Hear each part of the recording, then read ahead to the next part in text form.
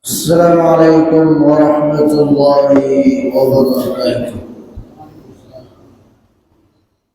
إن الحمد لله نحمده ونستعينه ونستغفره ونعوذ بالله من شرور أنفسنا ومن سيئات أعمالنا. من يهده الله فلا مضل له ومن يضلل فلا هادي له، واشهد ان لا اله الا الله وحده لا شريك له، واشهد ان نبينا محمدا عبده ورسوله. يا ايها الذين امنوا اتقوا الله حق تقاته ولا تموتن الا وانتم مسلمون. رب اشرح لي صدري ويسر لي أمري واحلل عقدة من lisani yafqahu qawli. Para jemaah yang mudah-mudahan dimuliakan dan dirahmati oleh Allah Azza wa Jalla, puji dan syukur senantiasa kita panjatkan kepada Allah Subhanahu wa taala atas segala limpahan nikmat dan karunia yang telah Allah Subhanahu wa taala berikan kepada kita semua. Terkhusus nikmat iman dan Islam yang merupakan dua nikmat terbesar yang Allah Subhanahu wa taala berikan kepada hamba-hamba-Nya. Begitu pula kita bersyukur kepada Allah Subhanahu wa taala atas nikmat kesehatan dan kesempatan yang alhamdulillah sampai saat ini masih kita miliki dan rasakan, sehingga sudah semestinya bagi kita untuk terus berusaha menggunakan sebaik mungkin ya nikmat umur, nikmat kesempatan ini dalam memperbanyak ketaatan kepada Allah Subhanahu wa taala. Para jemaah yang memuliakan, pada kesempatan ini kita akan lanjutkan pembahasan kita dari kitab Tauhid. Itu pembahasan kita masih tentang al-khauf. Ya, masih tentang salah satu ibadah hati, salah satu ibadah batin, yaitu al-khauf, rasa takut. Di mana pada kesempatan-kesempatan yang lalu sudah kita bahas tentang definisinya, ya, kemudian juga ujian kepada orang-orang yang takut kepada Allah Subhanahu wa taala, juga sebab-sebab, ya, sebab-sebab untuk meraih rasa takut kepada Allah Azza wa Jalla. Begitu pula sudah kita sampaikan tentang buah atau hasil dari rasa takut kepada Allah Subhanahu wa taala. Apa manfaat-manfaat yang akan diraih oleh seseorang yang memiliki rasa takut kepada Allah. Nah, sekarang kita akan lanjut pada aqsamul khauf. Ya, macam-macam rasa takut kepada selain Allah Subhanahu wa taala. Jadi kita sudah sampaikan bahwasanya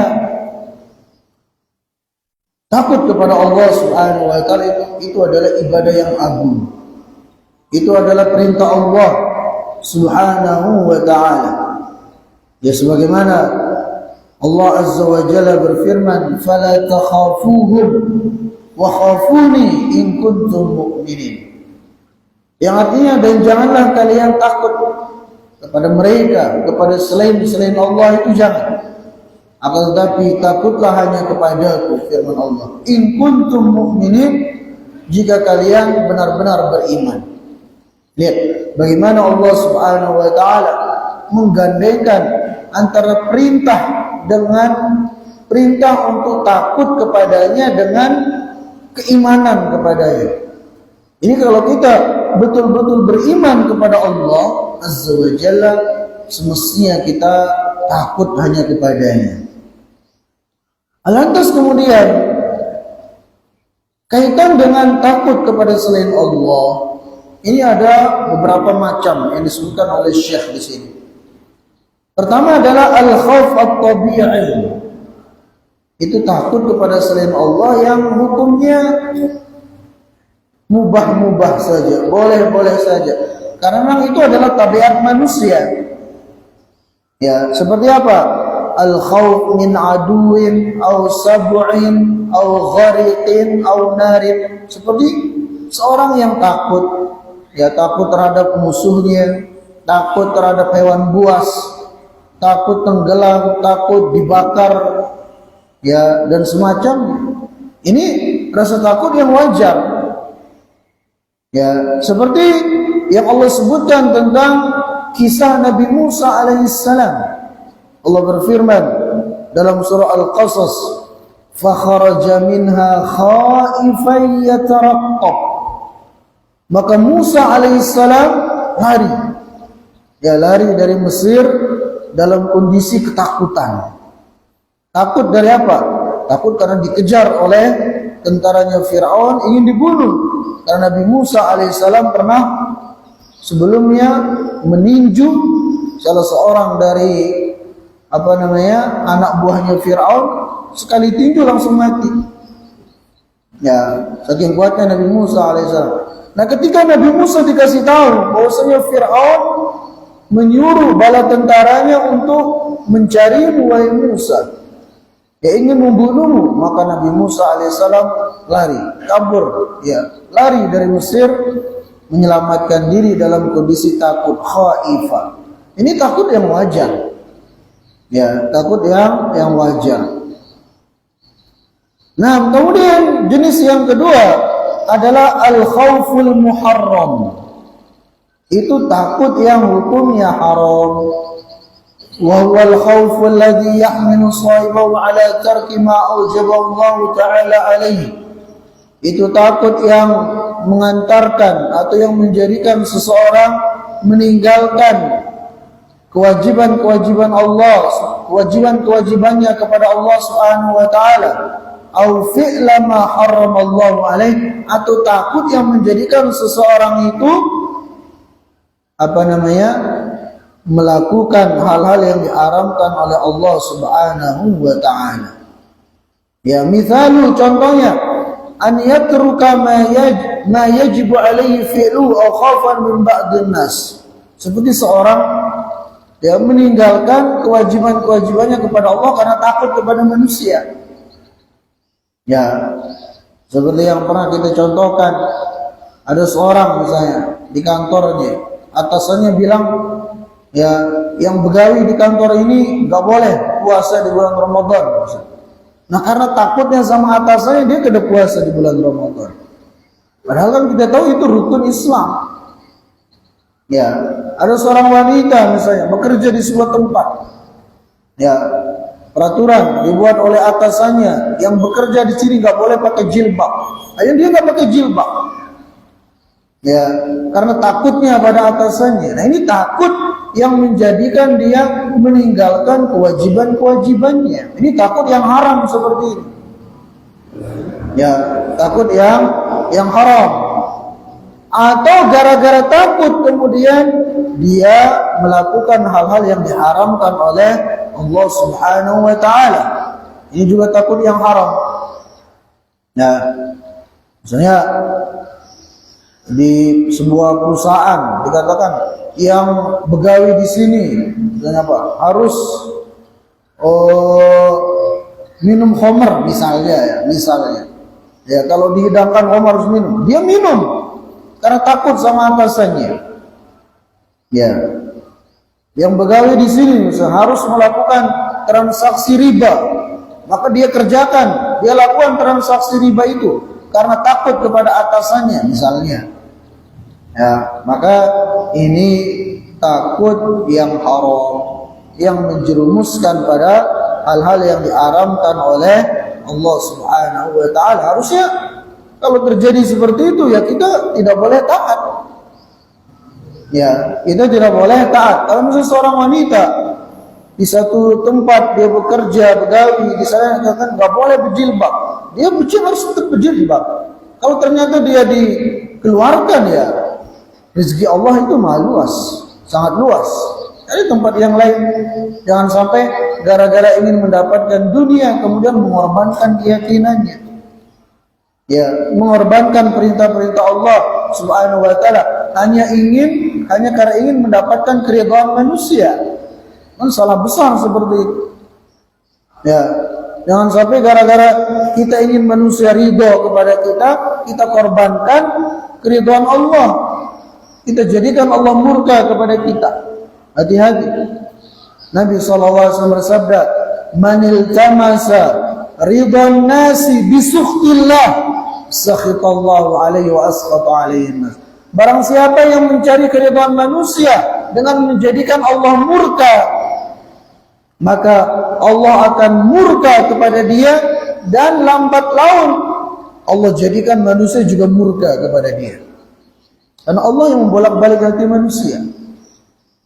Tapi sebaliknya kata Nabi SAW, "Manil tamasa ridallah bisukhtin nas, sakhitallahu alaihi wa askhata alaihi nas." Barang siapa yang mencari keridhaan Allah, walaupun dengan terkadang menjadikan manusia enggak senang, menjadikan manusia tidak ridho, maka Allah akan ridho kepada dia, dan lambat laun Allah akan jadikan manusia pun ridho kepada dia.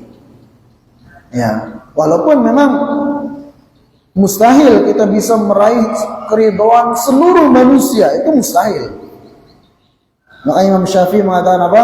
Ridhon nasi ghayatun la tudrak, falzam nafsaka. Untuk meraih keridhaan manusia itu adalah tujuan yang mustahil untuk bisa diraih.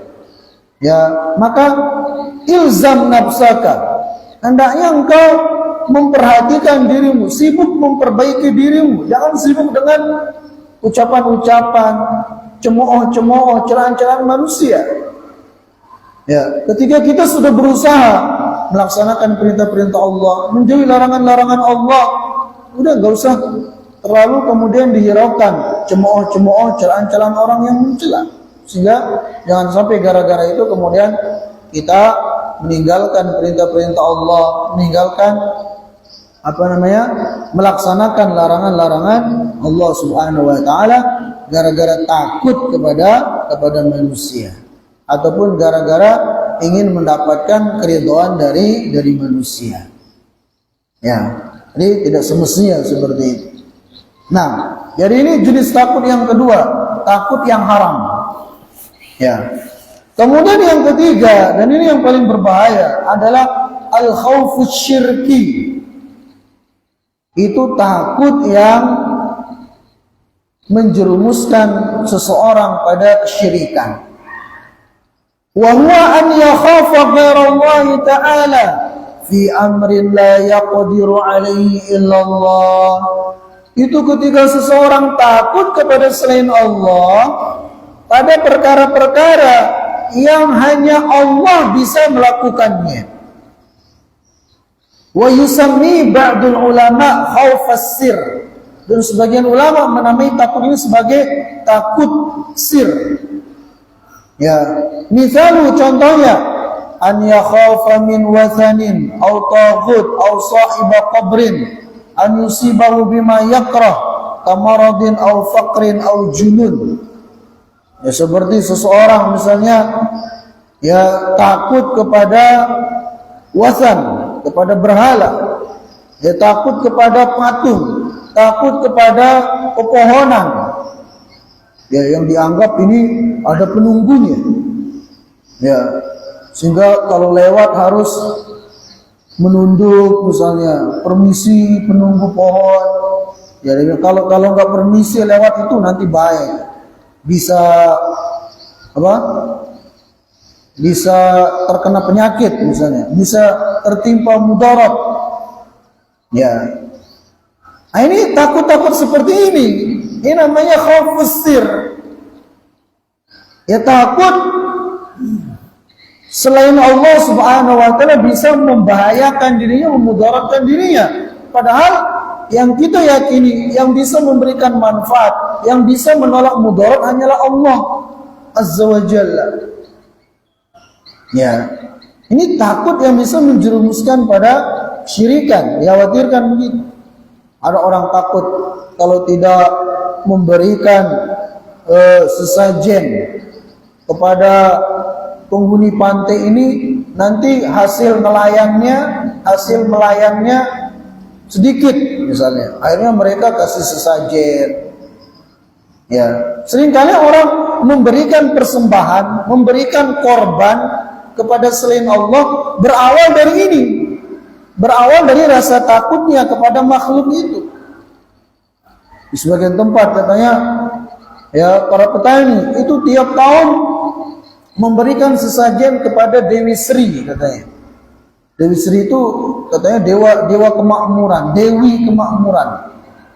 Jadi kalau enggak ngasih sesajen, itu nanti hasil pertaniannya ya enggak berhasil lah gitu. Sehingga harus mengeluarkan itu. Nah, ini semua para jamaah yang Allah muliakan, takut-takut seperti ini ya namanya khaufus sir, yang harus hanya diperuntukkan kepada Allah Subhanahu wa ta'ala. Ya, gak boleh kita peruntukkan kepada selain Allah. Takut yang menjadikan kita tunduk, patuh, menghambakan diri, memberikan persembahan kepada yang kita takuti. Ini hanyalah hak Allah Subhanahu wa ta'ala. Tidak boleh kita peruntukkan kepada selain Allah Azza wa Jalla. Ya, sebagaimana yang Allah Subhanahu wa ta'ala firmankan dalam Al-Quran, wa yukhawifunaka billadzina min dunih, dan mereka menakut-nakutimu dengan makhluk-makhluk selain Allah Subhanahu wa ta'ala. Ya, apalagi takut kepada jin. Nah, takut kepada jin itu seringkali justru menjadikan jin itu makin menguasai kita. Bahkan makin senang nakut-nakuti kita kalau kita takut sama jin, takut sama syaitan. Ya, sebagaimana yang Allah Subhanahu wa ta'ala sebutkan dalam surah Al-Jin, wa annahu kana rijalun minal insi ya'udzuuna birijalin minal jinni fazaduhum rahaqa. Yang artinya, dan ada orang-orang dari kalangan manusia yang mereka minta perlindungan kepada jin. Ya, ini berawal dari rasa takutnya kepada jin, dia minta perlindungan. Bisa datang ke satu tempat. Tempat ini dianggap angker. Tempat ini dianggap ada penunggunya. Ya, maka dia pun berlindung kepada penghuni tempat itu. Dia mengatakan, aku berlindung kepada penghuni tempat ini. Ya, jangan sampai aku timpakan malapetaka, ditimpakan mudhar, ditimpakan bahaya. Berlindung kepada penghuni tempat itu. Ya. Nah, kalau ini dilakukan oleh manusia, berawal dari rasa takut kemudian minta perlindungan kepada jin itu atau kepada selainnya dari makhluk, fazaduhum rahaqa, maka syaitan itu akan semakin menjadikan manusia itu takut, semakin ditakut-takuti oleh jin itu. Ya, semakin ditakut-takuti oleh syaitan itu. Nah ini, ya maka kita ya sebagai orang yang bertauhid kepada Allah Subhanahu wa ta'ala semestinya ya untuk takut hanya kepada Allah Subhanahu wa ta'ala.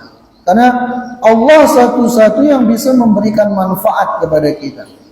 Allah satu-satu yang bisa menolak mudarat dari kita. Maka hanya Allah yang kita takuti. Ya, dan inilah yang akan menjadikan seorang muslim itu pemberani. Kalau dia betul-betul bertauhid kepada Allah Subhanahu wa ta'ala, seperti para sahabat dahulu. Ya, anak-anaknya para sahabat dahulu. Ya, mereka umur belasan tahun itu sudah berangkat jihad, berperang bersama para sahabat. Bahkan masih belum cukup umur pun, ini disebutkan ada beberapa sahabat belum cukup umur itu sudah daftar untuk berangkat jihad fisabilillah. Kenapa? Ya karena mereka itu tidak takut kecuali hanya kepada Allah Subhanahu wa taala. Sebagaimana sabda Nabi SAW, wa'lam, ketahuilah, ya seandainya seluruh manusia bersepakat untuk menimpakan kemudaratan kepadamu, bersepakat untuk membahayakanmu, maka mereka tidak akan pernah bisa membahayakanmu kecuali dengan apa yang telah diizinkan oleh Allah Subhanahu wa taala. Ini kalau kita yakini, ya itu akan tenang hidupnya. Ya, kita akan merasa tenang dan kita nggak perlu lagi dengan jimat-jimat atau semacamnya. Karena justru itu diharamkan, bahkan bisa menjerumuskan pada kesyirikan. Orang yang pakai jimat itu menunjukkan kurangnya tawakalnya kepada Allah, kurangnya rasa takutnya kepada Allah Subhanahu wa taala. Nah, para jamaah yang mudah-mudahan dimuliakan dan dirahmati oleh Allah Azza wa Jalla, ya itulah dia 3 jenis rasa takut yang disebutkan oleh Syekh, tentunya berlandaskan dalil-dalil yang ada. Nah kemudian para jamaah yang ulun muliakan, kita akan bahas tentang bagaimana ya hadis-hadis atau tentang hadis-hadis dan bagaimana rasa takutnya, ya contoh-contoh dari rasa takutnya para salaf, itu orang-orang terdahulu kepada Allah Subhanahu wa taala.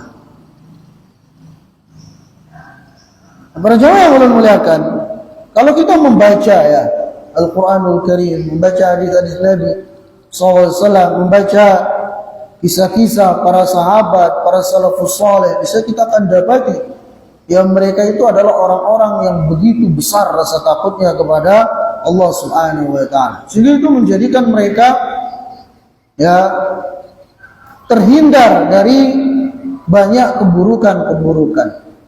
Ya, sehingga menghindarkan mereka dari dosa-dosa dan maksiat. Contoh yang paling masyhur ya tentang rasa takut kepada Allah Subhanahu wa taala ketika digoda untuk melakukan maksiat adalah kisah Nabi Yusuf alaihissalam. Kita tahu dalam Al-Quran, dalam surah Yusuf, ya bagaimana Nabi Yusuf itu digoda sedemikian rupa oleh siapa? Oleh Zulaikha, istri dari Al-Aziz, menteri keuangan yang ada di zaman itu. Ya, digoda. Dia memakai baju yang sedemikian rupa. Kemudian sampai dipaksa Nabi Yusuf alaihissalam ditarik bajunya. Tapi di sanalah ya karena rasa takutnya kepada Allah Subhanahu wa taala, Nabi Yusuf alaihissalam diselamatkan. Ya, selamat dari gangguan Zulaikha. Ya. Kemudian juga contoh yang lainnya, ya disebutkan dalam sebuah hadis yang sahih tentang 3 orang, ya 3 orang yang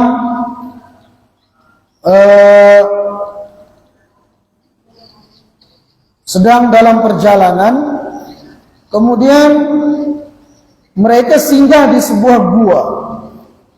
Ya, 3 orang ini singgah di sebuah gua. Nah, ketika mereka sedang di dalam gua itu, ada batu menggelinding kemudian menutup mulut gua. Maka ya mereka pun saling mengatakan kepada kawannya, sungguh tidak ada yang bisa menyelamatkan kita kecuali Allah, dengan cara kita minta kepadanya dengan bertawassul dengan amal soleh yang pernah kita lakukan. Nah, salah satu dari yang terjebak di dalam gua ini berdoa, mengatakan, ya Allah, ya dahulu aku memiliki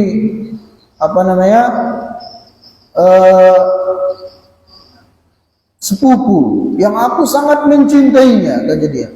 Tapi dianya nggak cinta kepadaku, ya, cintanya bertepuk sebelah tangan.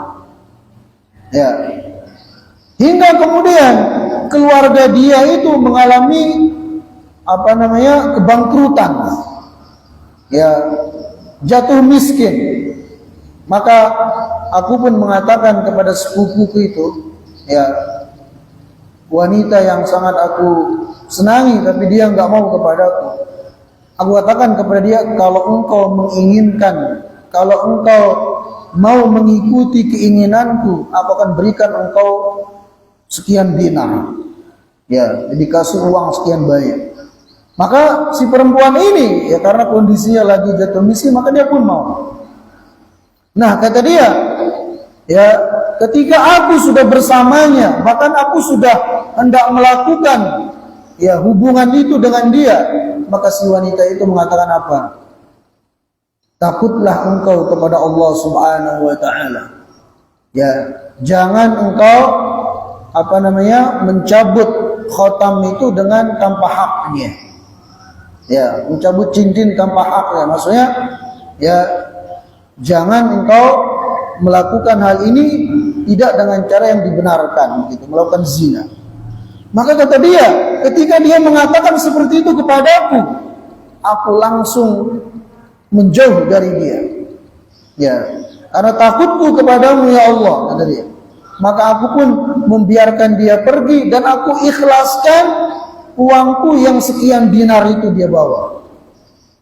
Ya, nah dengan sebab kemudian tawasulnya dengan amal soleh ini, pintu gua itu pun terbuka dan mereka bisa keluar dari. Ya.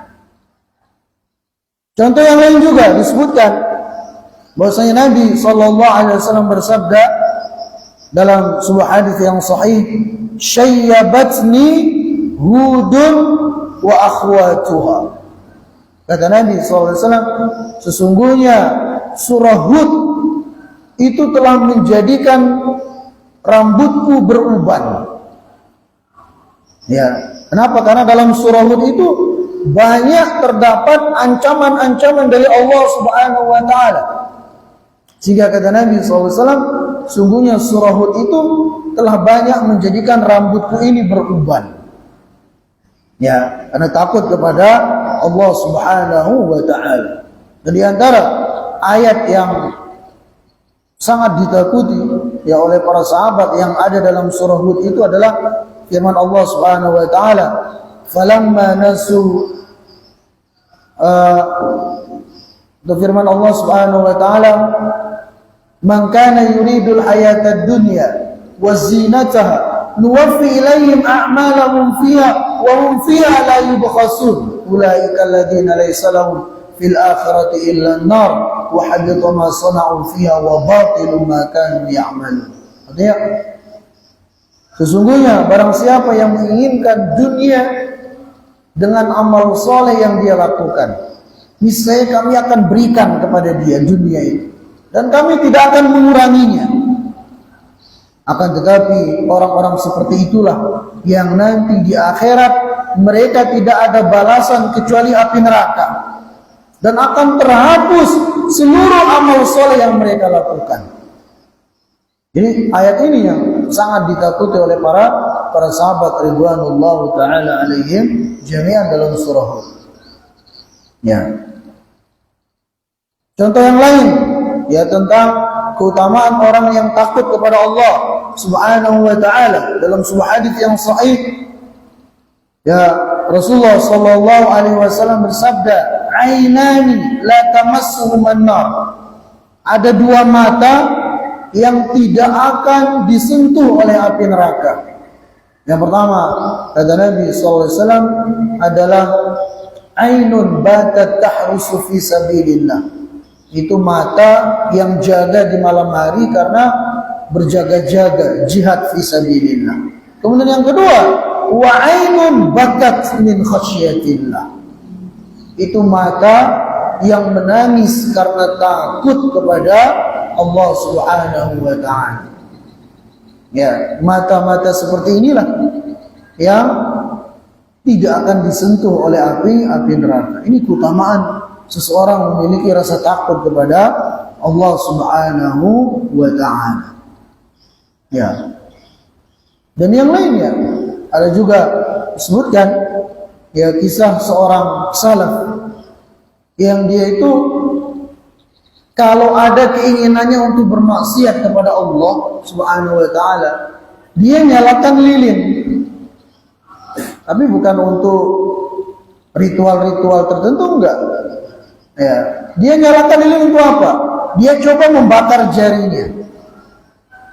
Ya, ketika ingin bermaksiat dia coba bakar jarinya. Pastinya kan enggak kuat, baru itu dikit enggak kuat. Baru dia nasihati dirinya. Dia mengatakan, wahai diriku, api lilin seperti ini saja kamu enggak berani memegangnya.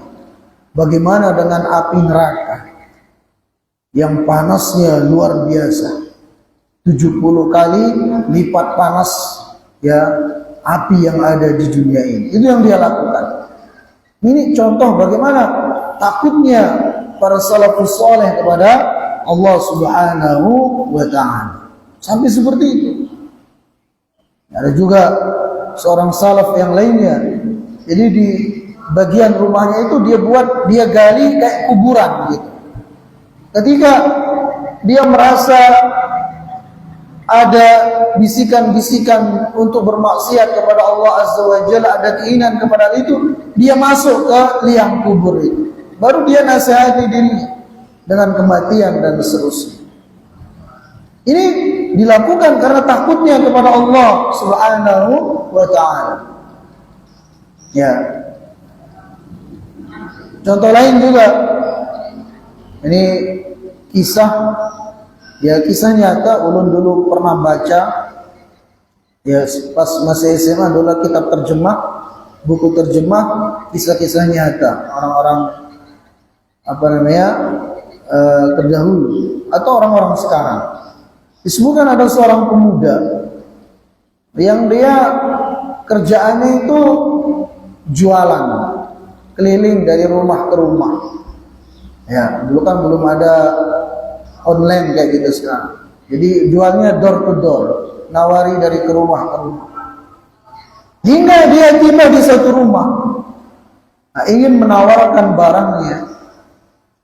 Oleh pemilik rumah dia ditarik masuk, kemudian pintu dikunci.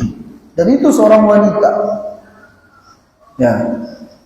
Kemudian si wanita itu mengatakan, kalau engkau tidak mengikuti kehendak itu untuk bermaksiat, untuk berzina, aku akan teriak sehingga orang akan teriak mengatakan engkau maling, engkau pencuri atau engkau perampok, sehingga orang-orang akan memukulimu. Ya. Maka si pemuda ini nggak habis cara untuk menyelamatkan diri. Ya, apa yang dia lakukan? Dia bilang, saya akan penuhi. Dia pura-pura mengatakan, saya akan penuhi permintaanmu, tapi izinkan saya ke WC dulu. Saya ingin buang hajat. Maka dia pun masuk ke WC. Ya, dan dia beneran buang hajat. Apa yang dia lakukan? Dengan kotorannya itu dia baluri awaknya. Kemudian dia keluar. Pastinya wanita itu akan jijik. Langsung diusir keluar. Ini dia lakukan. Betul dia melakukan, kita katakan menghinakan dirinya seperti itu. Ya mungkin dia jijik di hadapan wanita itu, tapi dia akan mulia di sisi Allah Subhanahu wa ta'ala karena takutnya kepada Allah Azza wa Jalla. Jadi kalau kita nggak tahu mungkin apa yang terjadi. Ya. Itu contoh bagaimana takutnya orang-orang terdahulu kepada Allah Subhanahu wa ta'ala. Nah, kemudian banyak juga ucapan-ucapan para salaf tentang menunjukkan bagaimana besarnya rasa takut mereka kepada Allah Subhanahu wa ta'ala. Seperti yang disebutkan Abu Bakar As-Siddiq radhiyallahu taala anhu, sebagaimana disebutkan dalam kitab Mausu'ah Ibnu Abi Dunya. Ya, disebutkan Abu Bakar As-Siddiq mengatakan apa? Laitani kuntu syajaratan ta'didu thumma tu'kal. Lihat, sekelas Abu Bakar, manusia termulia setelah Rasulullah SAW. Beliau mengatakan apa? Seandainya aku ini hanyalah sebatang pohon, ya, yang tumbuh kemudian dipanen oleh orang-orang. Maksudnya apa? Ya, maksudnya kalau pohon tumbuh dipanen selesai urusan. Enggak ada hisab di akhirat, enggak terancam api neraka. Jadi beliau mengucapkan ini karena apa? Karena takut terhadap Allah. Ya, karena takut dengan ancaman siksaannya Allah Azza wa Jalla. Padahal beliau Abu Bakar ini sudah dijamin surga. Sudah dijamin masuk surga. Tapi seperti itu yang beliau katakan. Dalam kesempatan yang lain juga, ya beliau Abu Bakar radhiyallahu anhu disebutkan dalam kitab Al-Muntazam, Abu Bakar mengatakan, "Lawadittu anni sya'ratun fi jambi 'abdi mu'min." Kata Abu Bakar, ya seandainya aku ini hanyalah satu urat bulu yang ada di kepalanya seorang yang beriman kepada Allah. Ya, coba Abu Bakar As-Siddiq, manusia terbaik setelah Nabi SAW. Beliau mengatakan seperti itu. Ya, seandainya aku ini hanyalah satu urat rambut yang ada di kepalanya seorang mukmin. Ya, artinya seandainya beliau hanyalah benda mati yang kemudian selesai urusannya di dunia, ya tidak ada hisab, tidak terancam neraka dan seterusnya. Padahal beliau sudah dijamin masuk surga. Ya. Begitu pula disebutkan dari Abdullah ibn Isa, beliau mengisahkan tentang Umar ibn al-Khattab. Beliau mengatakan, "Kana fi wajhi Umar khattani aswadani minal buka." Kata Abdullah bin Isa ini, aku melihat di wajahnya Umar itu kayak ada dua garis hitam di bawah matanya itu. Menunjukkan apa? Menunjukkan seringnya Umar bin Khattab itu menangis karena takut kepada Allah Subhanahu wa ta'ala. Umar bin Khattab yang kita tahu manusia yang termulia setelah Abu Bakar, ya, yang paling ditakuti oleh musuh-musuhnya, bahkan syaitan pun takut sama Umar. Kata Nabi SAW, "Lau salaka Umar fajjan, la salaka syaitan fajjan akhar." Kalau Umar itu lewat di satu jalan, maka syaitan, ya, ketika melewati jalan itu akan ngambil jalan lain, nggak berani berpapasan dengan Umar. Saking hebatnya Umar bin Khattab, sampai syaitan pun takut berpapasan sama dia. Tapi lihat, saking takutnya kepada Allah Azza wa Jalla, kata Abdullah bin Isa, aku melihat di wajahnya Umar itu seperti ada dua garis hitam. Menunjukkan apa? Ya, saking seringnya beliau menangis takut kepada Allah Subhanahu wa ta'ala. Ini orang-orang terdahulu. Padahal Umar sendiri radhiyallahu anhu sudah dijamin surga juga. Tapi tetap rasa takut itu begitu besar kepada Allah Subhanahu wa ta'ala.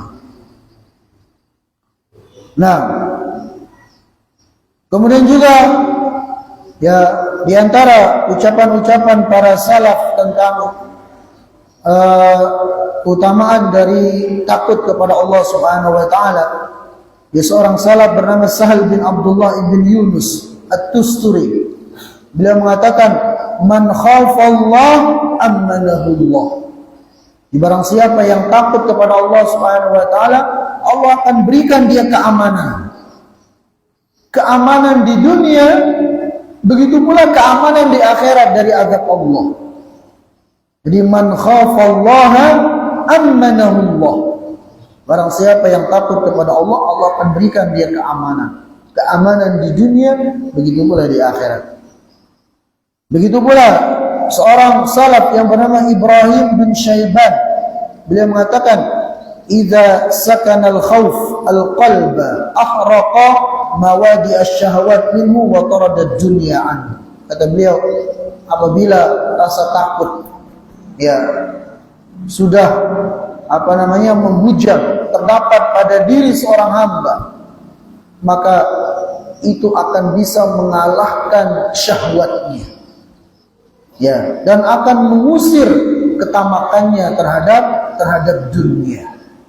Dan yang betul, ya, orang kalau takut kepada Allah Azza wa Jalla, betul-betul takut kepada Allah, maka itu akan mengalahkan bisikan-bisikan syahwatnya untuk bermaksiat dan akan menjadikan dia ya tidak rakus, tidak tamak terhadap dunia. Ya, orang-orang yang terjerumus ke dalam dosa, dalam syahwat, entah itu zina atau apa, orang-orang yang rakus terhadap dunia sehingga terjerumus pada mencuri, merampok, korupsi, menipu, makan riba, ya itu semua awal mulanya karena kurangnya rasa takutnya kepada Allah Subhanahu wa ta'ala. Ya, makanya ini Ibrahim bin Syaiban mengatakan apa? Kalau rasa takut ya sudah menghujam, sudah terdapat pada diri seorang hamba, itu akan mengalahkan syahwatnya dan akan menjadikan dia tidak tamak terhadap dunia. Kemudian juga seorang salaf yang bernama Fudail bin Iyad, ini seorang tabi'in, beliau mengatakan, "Innama yahabukal khalqu ala qadri haibatika lillah." Sesungguhnya ya wibawamu di hadapan manusia itu sesuai dengan rasa takutmu kepada Allah Subhanahu wa ta'ala. Jadi semakin takut Anda kepada Allah Azza wa Jalla, maka manusia akan semakin memuliakan Anda. Demikian yang belum bisa sampaikan, mudah-mudahan ada manfaatnya. Subhanakallahumma bihamdika asyhadu an la ilaha illa anta astaghfiruka wa atubu ilaik. Assalamualaikum warahmatullahi wabarakatuh.